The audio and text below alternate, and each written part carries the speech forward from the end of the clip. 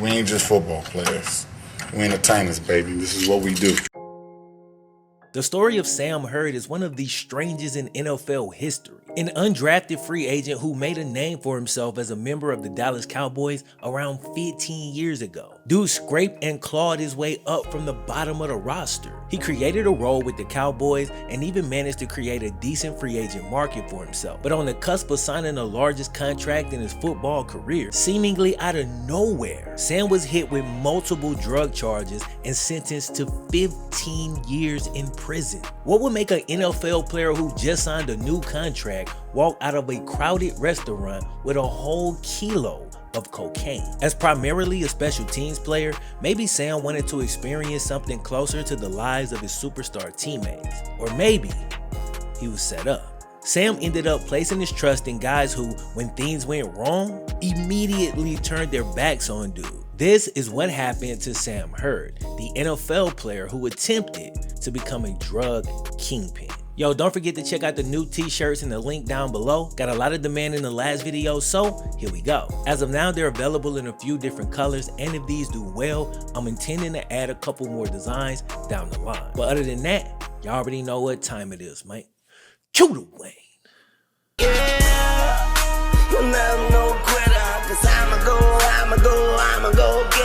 Okay, real quick before we jump into the video, a quick word from today's video sponsor, Raycon. Now, Raycon made a splash in the electronics industry by offering wireless earbuds that start at half the price of quote-unquote premium brands. They give you 6 hours of playtime, seamless Bluetooth pairing, comfort, and a little extra bass so you can really feel the impact of your music. You can get the noise isolating earbuds in a variety of colors, patterns, and fit options, and the fit is A1 as you're free to move around and you don't have to worry about these sliding out your ear. The company was co-founded by Ray J, and celebs like Snoop and Mike Tyson swear by these joints. They sent me this pair a while back and I've been testing these for a minute. They work great on the plane, great in the gym, and I like to use them to bump loud ass music in the mornings when my son and my wife are still asleep. So if you want to grab a pair, just click the link in the description or go to buyraycon.com/FlemLo and that'll save you 15% off your purchase. Shout out to Raycon once again for sponsoring the video. Without further ado, let's get it. So Sam Hurd grew up in San Antonio, Texas. His parents kept him in church and by all accounts, raised dude the right way. Sam's mom was a fixture in the community. So much so that even years later, after Sam made it to the NFL, she was still volunteering to serve nachos at the high school games. Every single report suggests that Sam was a good kid, rarely ever got in trouble. Yes, sir. No, sir. Yes, ma'am. No, ma'am. One of those type of kids. Quiet, you know what I'm saying? But while he never seemed to find himself in the middle of any trouble, trouble was never really too far away. Sam's uncle Jimmy throughout his life was arrested several times for things including robbery, cocaine possession, etc. But this was only believed to drive Sam further away from that life, especially when that same uncle was attacked on his own front porch, an attack that resulted in him losing his life. But maybe that path was more alluring to Sam than people realized. As a junior in high school, dude barely made the varsity team due to his small stature. The NFL doesn't really seem like the likely outcome for a junior playing junior varsity, you feel me? Sam's childhood friend Jake says back then, him, Sam, and the rest of the kids in the community were constantly surrounded by drugs and other trouble. But he's adamant that both he and Sam always stayed away from it. But while he didn't say anything, it's definitely possible that seeds were planted in the back of Sam's head. Although it's a trap, it can be way too easy to at least contemplate this path as a kid, especially when you see the neighborhood dealers seeming to live a better lifestyle than you could ever dream of. In certain communities, the avenues to make real money don't seem as abundant as some people might think. And as a grown man who grew up in the 90s, I can tell you, this was way worse before the internet really kicked in. And since he was still playing JV as a junior and had several family members already in his life, one we already talked about and one that we're going to talk about a little bit more as the video goes on, I don't think it's far-fetched to assume that Sam might have looked at this and been like, you know what, that don't look too bad. But something happened. Over the summer, going into Sam's senior season, a growth spurt would change dude's life. The previously undersized Sam sprouted up to 6'2" and instantly became a multi-sport star during his senior season.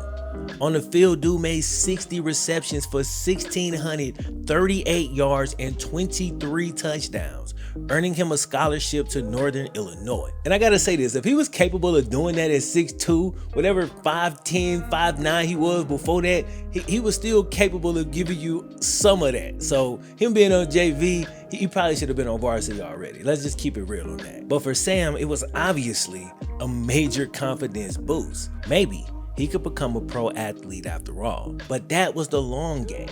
And a high school Sam still had more immediate problems that needed to be addressed. For instance, he needed something to drive to prom. When he saw what happened to his uncle, Sam had already experienced how things can go sideways in a drug game.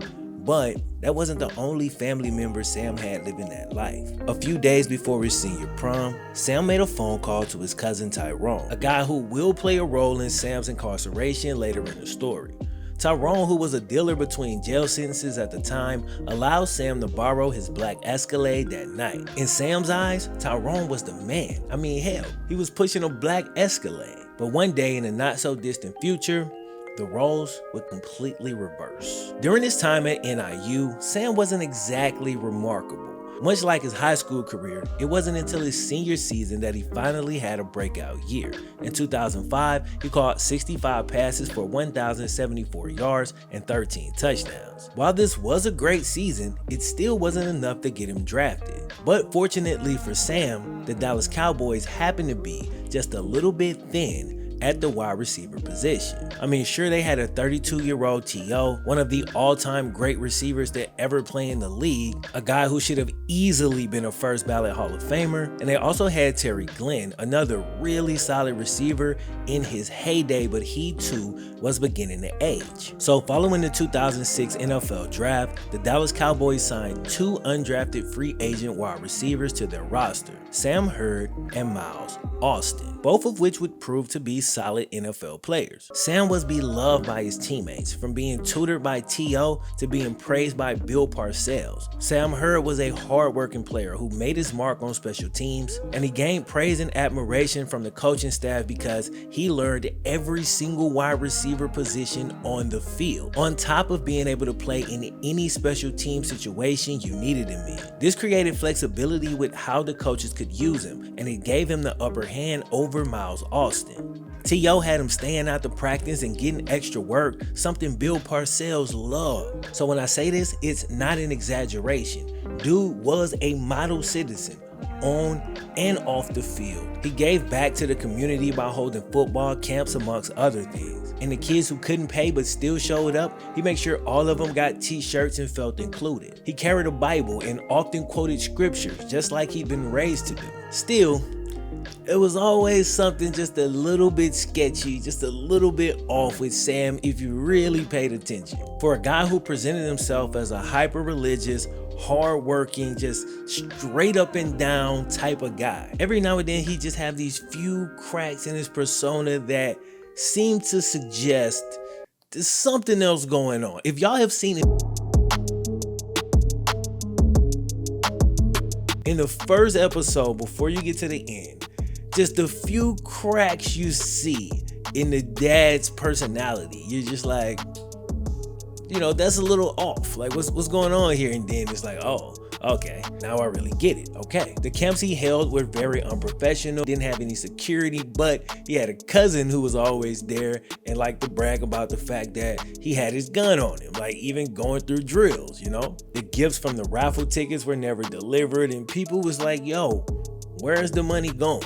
Now, while it's possible that this was Sam just being shady, I honestly think it's just a case of him entrusting the wrong people to take care of this stuff, and they were probably just keeping the money, spending it on BS or, you know, doing whatever. And throughout the rest of the story, you'll see, for all of Sam's faults and flaws, one of the biggest ones is he just seems to be a really bad judge of character, constantly dealing and working with just the worst possible people. Back in 2008, Sam's sister seemed to suggest the exact same thing when she told Express News that people take advantage of her brother and his, quote, generous heart. That statement is going to continue to be supported throughout the rest of this video. In 2007, Sam had his best year as a pro. It was his second year in the league, and he caught 19 of 37 targets, putting up 314 yards and a touchdown. Not amazing numbers, but remember, this is an undrafted player. He managed to carve out a role for himself in the offense as a big play guy and a first down converter, averaging 16.5 yards per catch and converting 17 first downs. In Sam's mind, it was all up from here. Another season or two and he'd be a 1,000-yard receiver,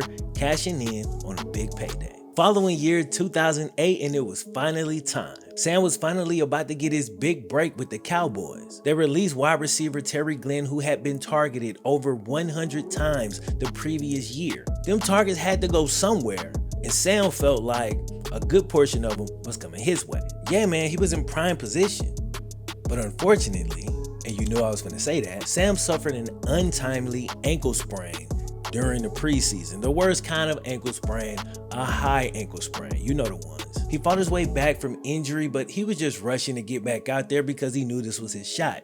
The ankle wasn't fully healed, and all he did was injure it worse, and he ended up being placed on injured reserve as he had to have a season-ending surgery. During that time, Sam dealt with a lot of dark thoughts. He had clawed his way up on the Cowboys roster, but just as he was about to receive the opportunity that he had worked so hard for, he gets hurt, and now his job and livelihood were hanging in the balance. Sam understood his circumstances. He knew he was an undrafted player who, yeah, had potential, but he hadn't had the production yet to make the team really commit to him. Also, he hadn't gotten a real contract yet, so the team wasn't invested. Sam was what nobody in any circumstance ever wants to be: expendable. This is when things in the story heat up. It was around this time that Sam started to consume large portions of marijuana. This all initially started as a way to manage pain during his rehab and to manage stress during this very stressful moment in time in Sam's life. Over the next several years, Sam managed to stick on the Cowboys roster, but he never even got back to that 300-yard season he had in 2007, much less the season he thought he was going to have in 2008. After missing an entire year, his targets went down instead of up. So at this point, you got to ask yourself, where did those Terry Glenn targets go? We talking about 100 free targets. They had to go somewhere. They couldn't throw them all to T.O. Remember the other free agent wide receiver that Sam came in with? Miles Austin? Yeah. Sam was ahead of Miles Austin on the depth chart from day one. But while he was out injured, Miles had stepped up and had a solid 2008 season. It was actually pretty similar to Sam's 2007 season. So in 2009, instead of Sam having his breakout year, he had to watch another former undrafted free agent, a guy who he came in with and was a few steps ahead of. He had to watch that dude absolutely blow up and take full advantage of the opportunity created by Sam's injury. Miles Austin took Sam's would-be targets and put together back-to-back 1,000-yard seasons, leaving Sam to pick up the scraps. Then to make matters even worse for Sam, he had to watch Miles Austin sign a $54 million contract extension, a contract Sam felt should have been his. And I cannot help but wonder if this was the moment when Sam decided to go in a different direction. Now, to be clear, all that stuff that happened right there, facts. But whether or not that was Sam's motivation for going in a different direction, that's just my little theory, but it does make sense. Sam had missed his golden opportunity due to an injury, something that was out of his control. Then for further punishment, he had to sit there and watch his friend on the team go on to do all the things that he himself had set out to do. And while everyday life is so broad that you love seeing your friends do good because there is literally enough for everybody, when it comes to targets on a football team, it's only one ball, okay? It's not enough for everybody. It's just not. Despite all of that, we know that Sam had plans to make a bigger name for himself. Sam's childhood friend remembered walking through Walmart with Sam and saying, "Bro, you play for the Dallas Cowboys and nobody even knows who you are." Sam replied, "Not yet." By 2011, Sam's time with the Cowboys was coming to an end, and the league as a whole seemed pretty unstable as the NFL lockout drug on. At this point, Sam was really in a weird space. His contract was up with the Cowboys, and dude had no idea where he stood. Also, his marijuana consumption had continued to grow exponentially, and that was not all. He was now buying between 2 and 10 pounds at a time and hoarding it at his house. Not only that, but he had began supplying many of his teammates with orders as well. He oddly wasn't charging them any markup though, basically selling it to them for the same thing that he paid for. Was it acceptance that he was after? Was this the kind-hearted nature his sister spoke about years earlier? Or was he attempting to build a new clientele by allowing them to buy in for dirt cheap prices? Some claim to this day that this was just good-hearted Sam wanting to take care of his friends and teammates. And I promise you, I came into this video wanting it to be that. Like, I already had my title and everything. But after doing the research, I just don't believe that. I really don't. If you watch my videos, you know I always come in wanting to give the player the benefit of the doubt. But in this situation, it is literally impossible to justify Sam's next move. Check this out. On July 1st, 2011, Sam hopped on a plane with 2 other guys, flying from Dallas to LA. The 2 other guys were Patrick Watkins, a former Cowboys safety, and a marijuana dealer who Sam had literally just met. Trusting a random dealer who you just met to hop on a plane and go conduct business with you is just one of the most idiotic moves, and it would definitely come back to bite him. Anyway, one day before they hopped on the plane, Sam had taken $55,000 cash out of the bank. According to reports, he then used that once he got to LA to buy 20 pounds of marijuana. Then to make matters worse, text messages from Sam's phone indicate that 2 days later, he was back in Dallas, he went back to the bank, took out another $50,000, hopped back on a plane and went back to LA. Not long after, Sam received the shipment in a U-Haul truck. But that wasn't all of it, so Sam's supplier out in LA decided to deliver the rest of it himself. On July 20th, 2011, Sam texted his supplier in LA.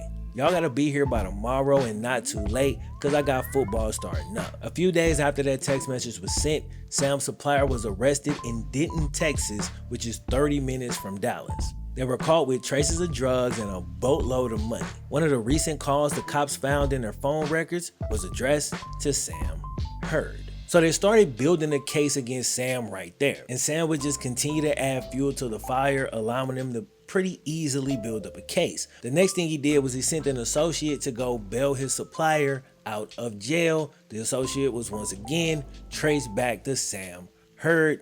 Call logs, man. Call logs and text messages, bro. It's easy for them. The way he's just overall moving, trusting people he just met, communicating incriminating information through text messages, is all signs of a man who thinks he has everything under control but is in way over his head and he just doesn't see it. So he blindly walks into a terrible trap. Sam began allowing more and more vultures around him. For some reason, he trusted these dudes. He befriended a cat named Toby who managed a Firestone. Toby became Sam's car guy, which makes sense, but their relationship evolved. Sam treated dude like he knew him his whole life, bringing him to church with his family, smoking together, and even sending dude to pick up his wife, which he had a flat tire. Toby got closer and closer and closer to Sam, and then one day he told him about his drug trafficking cousin named Manuel. Here's a direct quote from Sam on how that conversation with Toby went. Toby said he could make a flip. We were in my room upstairs. I had set aside a bag of cash to buy a house for my mother in San Antonio, about $90,000. Toby said if I let him hold on to 88, exactly 88,000, not the whole 90, he would get it back to me in 2 or 3 days, plus a little extra for interest. I knew it was illegal, and I knew it probably had to do with drugs. But Toby didn't say anything about cocaine, and I did not ask. He said the guy in charge was his cousin, and he was like this millionaire who had a way of doing this thing without ever getting caught. Sam went on to say he knew his friend Toby wasn't making much at Firestone, and he wanted to help him out. Yo, can you imagine saving up money to buy your mother a house, and then using that same money to try to make a drug flip? Like, that's just morally, it just feels like once you do something like that, the whole situation is cursed. Like, am I tripping?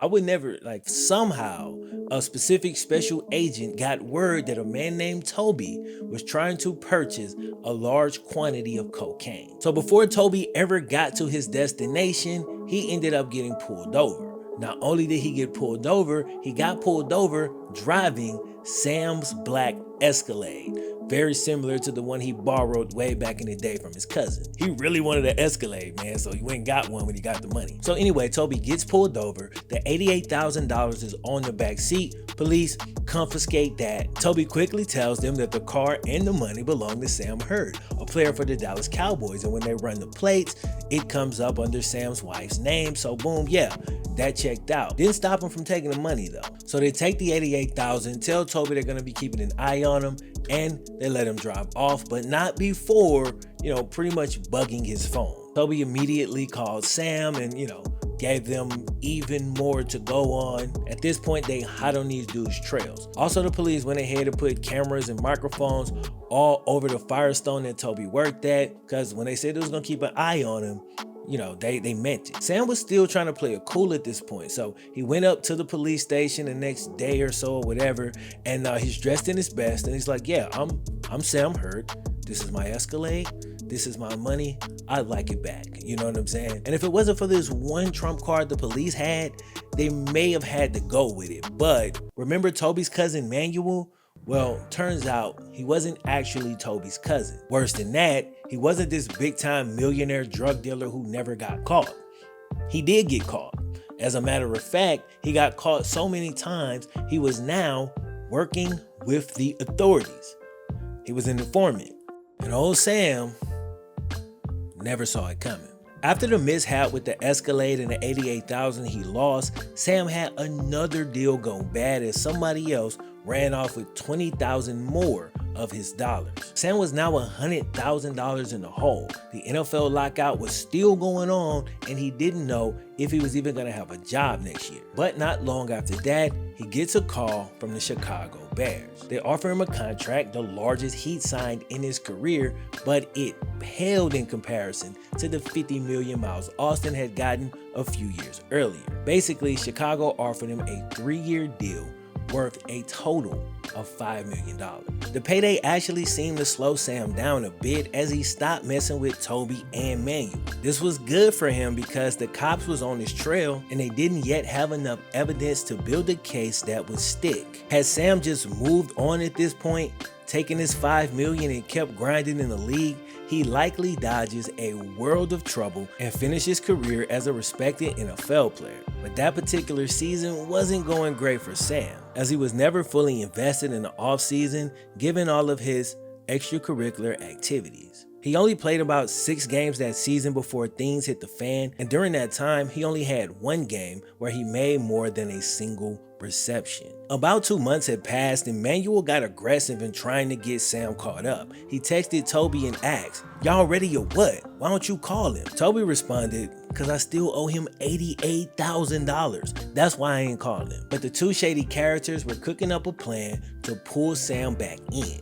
And Sam, having not taken off his blindfold yet, would walk directly into the trap once again. So Manuel went to meet up at the Firestone where Toby worked. Yes, the completely bugged out Firestone with cameras everywhere. On top of that, don't forget, Manuel himself was an informant, also wearing a wire. So anyway, Manuel pulls up, hugs his cousin, and then they proceed to call Sam on the phone. Now, somewhere up in here, the wires and cameras must have missed something, or maybe they just left out the beginning part, because this is the first quote that we have from this conversation. Manuel asks Sam, "How many kilos do you want?" Sam responds, "Why don't you give me 5? You don't have enough money for 5? Manuel, being an informant, could not give him 5 kilos, so he played it off and instead offered to front Sam a kilo, basically lend it to him up front to see if he can move it, and then Sam could pay him back at a later time. Manuel justified this to Sam by saying he was trying to help him out for the $88,000 that his cousin had lost earlier in the year. A couple of days later, Manuel picks up his phone once again, and this time calls Sam directly. Here's what took place in the recorded conversation. Manuel tells Sam that he's gonna have to wait for his big shipment because the incoming shipment was already spoken for. Sam says, okay, no problem. I was gonna tell you that next week would be best so I can get all 5 or maybe even 10 kilos we talking about. Manuel says, okay, and I wanna ask you something. We wanna meet with you. You got time? Sam responds, no problem. You can come to a game. Manuel says, we need to talk about the quantity you can sell in a week. We don't want to do a one-time deal, and then Sam cuts him off. Not at all. Manuel says, we want to. Sam cuts him off again. Relationship. We want a relationship. I'm with you. I want a deal. Relationships. That's what it's about. Manuel says, okay, let me have a conversation with my cousin. I'll call you back. Sam says, okay then. Now that right there is probably the most irrefutable. Like, he's trying to deal. This isn't a one-time thing according to Sam. This isn't something he's been forced into. He's literally trying to create a relationship with the cocaine dealer so that he can continue to get more and more product in, and he's saying he can move it out. He can move out 5 to 10 per week, which is an insane amount. If this whole thing feels like it escalated quick and came out of nowhere, I feel the exact same way. I tried to give as much exposition as possible and put as many details as I can find in there, but it still doesn't feel like a gradual process. I mean, large quantities of marijuana to boom, like I'm about to just buy up all the kilos I can and I can move them. Like I still don't fully get it. It still doesn't make sense, but we're not done. Let's keep going. So per his request, Sam met Manuel in a restaurant, not realizing the entire place was flooded with agents. Some of the couples sitting at the tables, agents. The drunk party over there,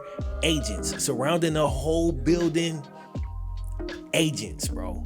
Agents. So Manuel and his associate brought the kilo that they had just picked up from the agents. They brought the kilo in a birthday bag. Then they told Sam he could take it and they would collect later on. Sam promised he would pay within the next day or two, and after that agreement was made, they literally spent the next hour and a half laughing, joking, drinking, talking football, talking like these was his partners, you know what I'm saying? Like he wasn't nervous or uncomfortable at all, or at least that's the way it seemed. I believe Sam really thought he was building a relationship with what would become his connect, and he really felt he was about to do things big in the drug game. Like it's the only thing that really makes sense. And I came across some comments and thoughts of people saying that Sam just had a good heart. He was trying to help out his friend and didn't realize how serious the game was that he was in. Well, first off, you'd honestly have to be an idiot to think you're dealing with that amount of money illegally and still somehow not realize the seriousness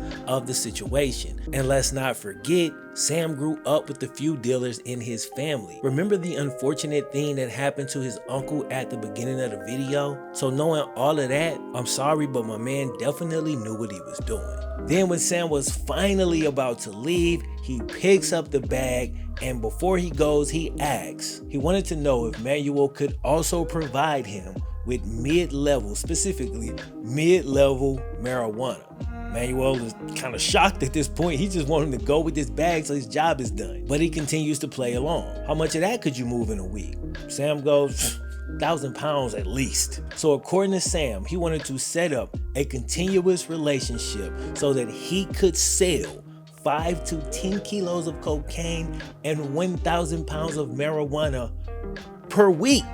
And according to the reports, based on the negotiated deal, this would have cost him upwards of $2 million per month. So instead of taking his chances with Bitcoin or index funds, Sam opted for a slightly more risky investment. Then on top of all of that, the smoking gun was him actually picking up the kilo, walking out of the restaurant. Now, effectively a transaction has occurred since they agreed to payment and he took the product. That was the last thing that agents was waiting for. They hop out the cars, Sam gets arrested. It finally happened. Everybody involved in Sam's case immediately put all the blame on him. They said he was the mastermind of it all, and since he was the most notable person, of course, the authorities wanted to pin it on him anyway. So they basically cut all the other dudes' deals to give them as much information on Sam as possible, whether it was true or not. Toby even went as far as to tell the authorities that Sam knew Manuel before the cops even took the 88K, even though evidence shows he was the one that introduced him to Manuel, and it was after they took the money. Sam was released on a $100,000 bond there for all his trouble in the drug game. Remember that $100,000 he was already in the hole for? Now it's $200K. Great, negative $200,000. While Sam was out, he volunteered at a food bank, worked for his sister's company. Publicly, he was on really good behavior, literally the same as he always had been. But privately, failed 2 drug tests. Can't do that in this situation. That wasn't it though. Remember Sam's cousin Tyrone, the one that let him drive the Escalade back in the day before Sam could afford his own? Well, during that time where Sam was out on bail, Tyrone got a call from a trafficking associate, and he said he had a large order coming in. Immediately after Tyrone hung up the phone with dude, who was an informant by the way, he picks up the phone, calls up Sam. Now, Sam did not answer the first 2 times. He answered the 3rd time. They had like a 40-second conversation. Now, the authorities do not know exactly what was said during this conversation, but shortly after that, Tyrone received a large shipment, and surprise, surprise, he was also set up more undercover agents. Great. The authorities then used that to say that Tyrone and Sam were partners, and honestly, it's not hard to try to make that connection. They are both cousins. They kind of in the same field at this point, but both cousins actually denied working together. Maybe Tyrone was just hitting him up to see if he can get a quick loan. I'm not sure. Regardless, things were not looking good for Sam. One of the cats who used to fly to LA with him, that dealer he had just met, yeah, he got caught around the same time that Sam did. Now, when Toby got caught, he avoided talking to the police for a couple of weeks. When Tyrone got caught, same thing. When this dude got caught, new guy, he talked to the police the same night that he got arrested. Said everything was on Sam, and he gave them whatever information they needed, probably made up some information as well. All the evidence and snitches that Hurd was dealing with left him no choice but to eventually plead guilty. He faced a sentence of 10 years to life. Then in 2012, Sam Hurd was sentenced to 15 years in prison and is scheduled to be released in 2025. Sam's life took a weird turn at some point. His true motives are still unknown. My theory is that he simply wanted larger quantities of cash flow and maybe felt like he missed his opportunity to make tens of millions in the NFL. The people who felt they knew Sam the best were shocked. They say he was always such a nice guy, too nice, and they felt he'd obviously been taken advantage of. In an interview following his arrest, Sam still showed remnants of the church-going benevolent guy so many saw him as. Here's a quote: "It does me no good to hold ill will toward Toby, Capri, and Tyrone. Am I comfortable with the idea of going away for life? Of course not. I think about it all the time. But it does me and my family no good if I go around mean-mugging people or trying to get vengeance.